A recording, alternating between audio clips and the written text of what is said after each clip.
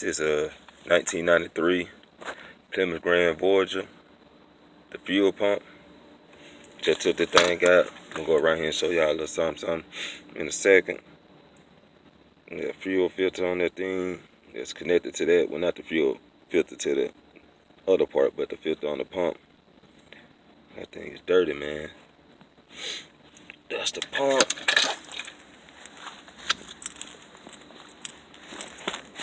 I had to jack this thing up, man. Leverage on the stick. I had to let it all the way down, though, man. I hope it don't break nothing, man. And that's the holster. This thing right there's the clamp I had to screw off that keeps it sealed in. I don't know how that thing look up in there, man. Dirt off in that tank or something. I don't know, y'all tell me. But yeah, I had to loose these. 1, 2, 3. Plus the electrical cord, 4 cords. I'm gonna put this thing back together, man. We're gonna see what it do. Alright. I got that thing in there, man. Just gotta hook the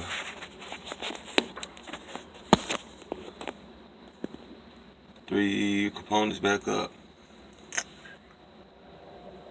Put the electrical back up. I had to twist that thing, if you can see it. I had to twist this right here back in there to tighten it back up. And let's hope I ain't messed nothing else up while I was lowering this thing down.